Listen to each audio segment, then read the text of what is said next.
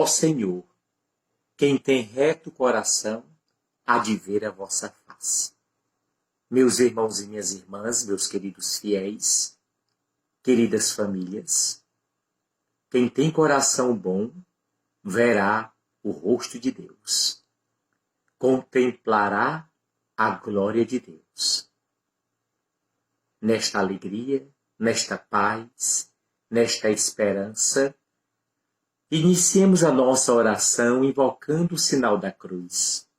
Em nome do Pai, do Filho e do Espírito Santo.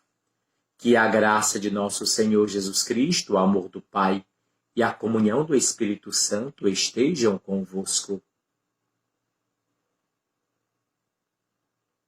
É no amor de Cristo que nós nos encontramos neste momento em oração.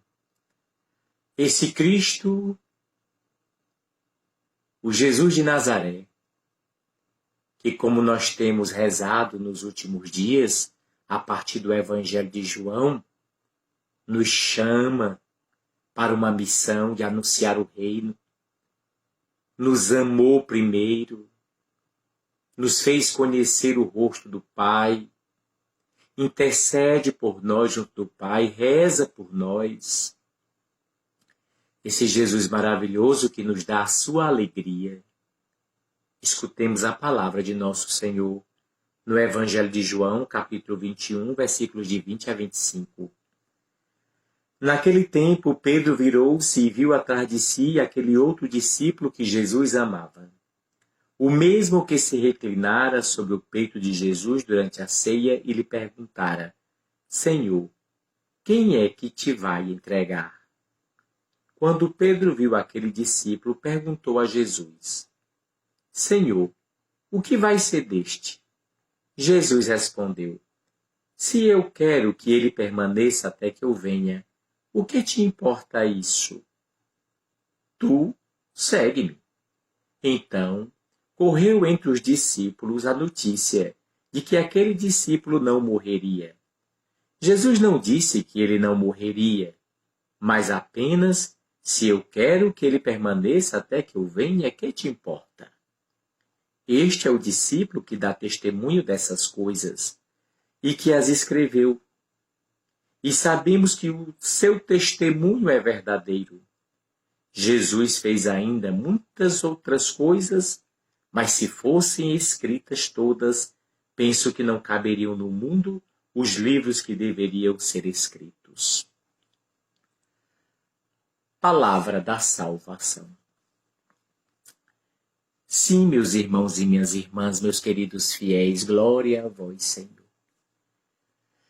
Nesse evangelho que nós acabamos de ouvir, nós encontramos Pedro sendo chamado por Jesus e Pedro dá uma resposta sincera: sim, ele se colocou no seguimento de nosso Senhor. Pedro se fez um discípulo de Jesus. Pedro se deixou guiar pela vontade do Mestre. Oh, meus irmãos e minhas irmãs, mas é interessante neste evangelho que Pedro vê o outro discípulo e pergunta a Jesus: Senhor, e quanto a esse daí, o que é que vai acontecer? Jesus dá uma resposta misteriosa. Ele responde: se eu quero que ele fique até que eu venha, o que é que você tem a ver com isso? O que importa isso para você? Quanto a você, você venha e me siga. Olha, é interessante como o chamado de nosso Senhor exige uma resposta pessoal. Pedro, eu estou chamando você, então você venha e me siga. É um chamado muito particular, esse chamado que Deus faz na nossa vida. Mas nosso Senhor não disse que aquele discípulo não iria morrer. Foram os discípulos que entenderam desta forma. E é esse discípulo que o Evangelho diz que Jesus amava. Interessante perceber que no Evangelho de João tem o discípulo que Jesus amava. Quem será o discípulo que Jesus amava? Diz o Evangelho que era o mesmo que tinha reclinado a cabeça no peito do Senhor e perguntado a ele na última ceia quem é que haveria de entregá-lo. Acredita-se que o discípulo que Jesus amava seja João. Acredita-se. Mas João mesmo não declara isso do Evangelho. Por quê? Porque nós podemos ocupar o lugar do discípulo amado. O discípulo que Jesus ama é você. O discípulo que Jesus ama sou eu. Os discípulos que Jesus ama somos nós. Olha que coisa interessante, não é, queridos fiéis? E o discípulo que Jesus amava diz que está escrevendo aquilo dali. E que não está escrevendo tudo o que Jesus fez, porque se ele fosse escrever tudo o que Jesus fez, o mundo não caberia de tantos livros. Deus fez tantas coisas maravilhosas. Jesus realizou tanta obra maravilhosa que se tudo fosse escrito, de fato, não teria livro suficiente para colocar. Mas aí é uma coisa interessante que eu gostaria de chamar a atenção, meus queridos irmãos e minhas queridas irmãs. O fato de, na nossa Igreja Católica, nós termos como fonte de revelação a Sagrada Escritura, ou seja, a Palavra de Deus, e a Sagrada Tradição. São duas fontes em que a Igreja se alimenta da revelação de Deus. Mas por que a Igreja Católica tem como fonte de revelação, de inspiração, a Sagrada Escritura e a Sagrada Tradição? É porque a Sagrada Escritura, a Bíblia, ela é fruto de uma tradição oral. Logo no início, não havia textos escritos. Tudo que se ensinava sobre religião da parte de Deus era feito de uma transmissão oral, de geração para geração. Ali os avós passavam para os netos, os pais passavam para os filhos, aqueles ensinamentos a respeito da fé. E tudo aquilo era guardado com muita seriedade, com muita piedade.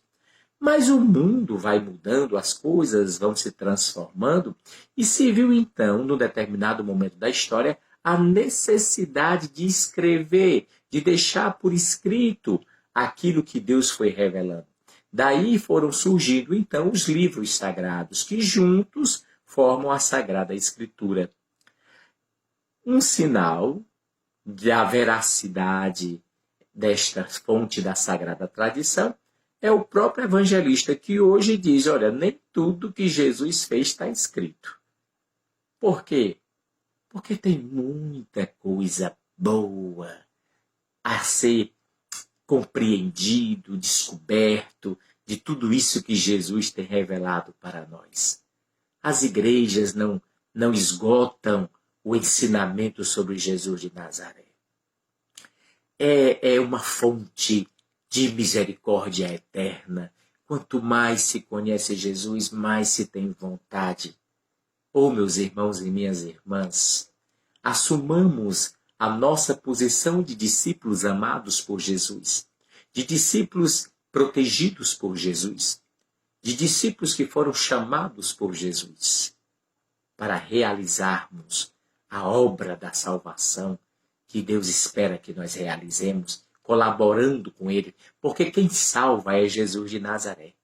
Jesus é o Salvador, mas nós podemos participar, colaborar nesta salvação, para que esta salvação chegue a um número cada vez maior de irmãos e irmãs que, conhecendo Cristo Jesus Salvador, terão suas vidas transformadas no amor.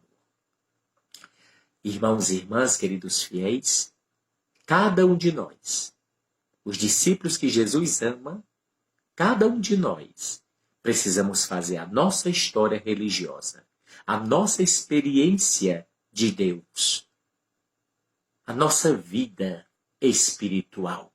É algo muito particular.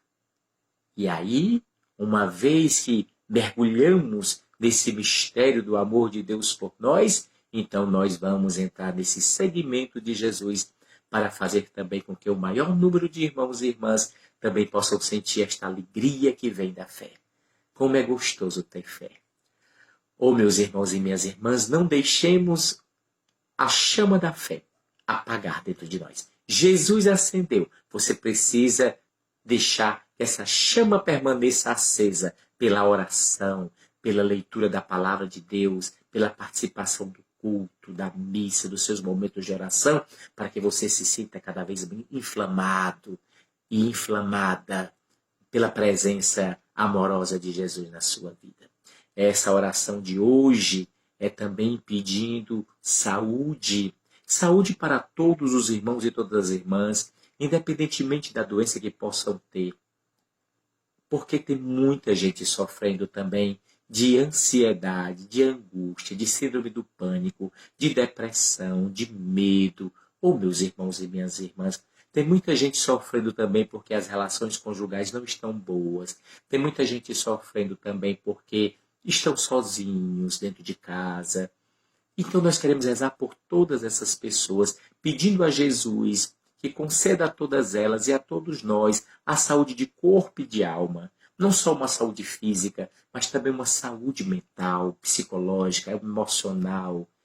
Oh, queridos fiéis, como nós precisamos desta cura que somente Jesus tem para nos dar. Você, meu irmão, você, minha irmã, que talvez possa estar passando por uma situação dessa, lembre-se, o caminho é Jesus. Apegue-se com Jesus. É Jesus quem verdadeiramente nos fortalece e nos faz atravessar os momentos difíceis da nossa vida sem perdermos o nosso equilíbrio. Esta oração também é em ação de graças pela recuperação de Dona Catarina, que graças a Deus está aí recuperada, estava doente, precisando de oração, todos nós rezamos, ela rezou, a família rezou, todo mundo se apegou com Deus e graças a Deus está aí Dona Catarina dando seu testemunho de cura. Também sobre Dona Ana, nossa paroquiana, belíssima, sempre ajudando, sempre disponível, aniversariou ontem. Então que a Dona Ana possa ser abençoada pelo Senhor, que tenha um ótimo aniversário, que possa comemorar esses dias com muita alegria. Parabéns, Dona Ana. E também essa nossa oração é pela vida eterna dos nossos irmãos que partiram. A professora Erlândia Pessoa, a nossa irmã Sebastiana Rodrigues Saraiva, na sua missa de 7º dia. O nosso irmão Rubens Maia de Freitas Guimarães, ele é tio do seu Ricardo, esposo de Dona Lilian, que nós conhecemos ali na nossa paróquia, sempre muito prestativo. Então nós queremos rezar pelo tio dele, seu Rubens, queremos rezar pela Dona Sebastiana e pela professora Erlândia. Para quê? Para que eles sejam acolhidos nos braços do Pai, para que eles possam participar agora com muita alegria da vida eterna que Jesus Cristo nos prometeu por amor, e que as famílias possam ser consoladas no amor de Jesus com as nossas orações, com as orações da igreja.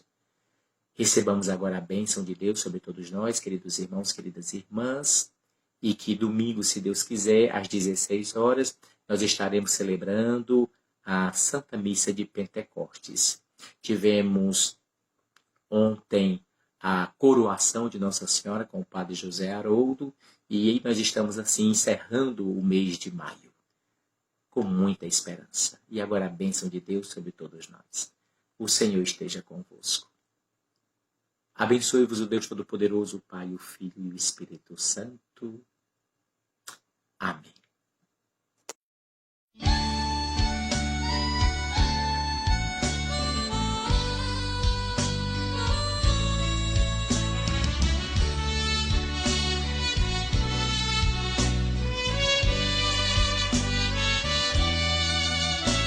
Quem é essa mulher tão formosa, vestida de sol? Quem é essa mulher tão bonita como arrebol? Quem é essa mulher coroada com estrelas do céu? Quem é essa mulher de sorriso meigo, doce como mel? É Maria, a mãe de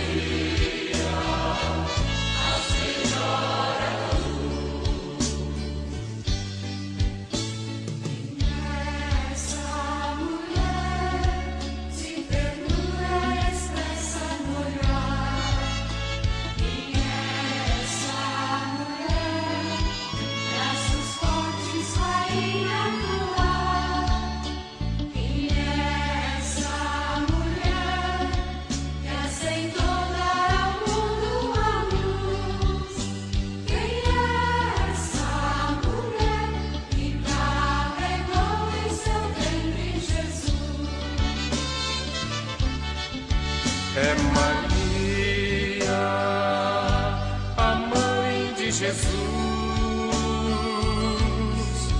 é Maria, a Senhora da Luz, é Maria, a Mãe de Jesus, é Maria, a Senhora da Luz.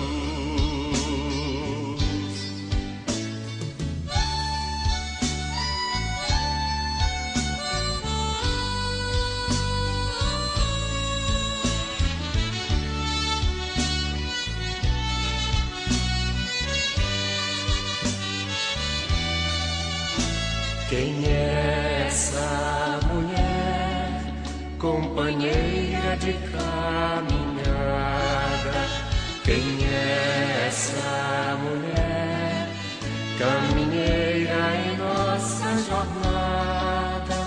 Quem é essa mulher que nos mostra a face de Deus?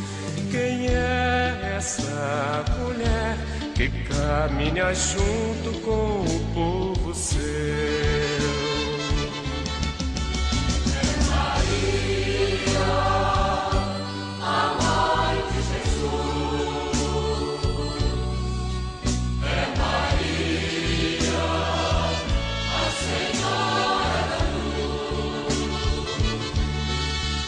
É Maria, a Mãe de Jesus.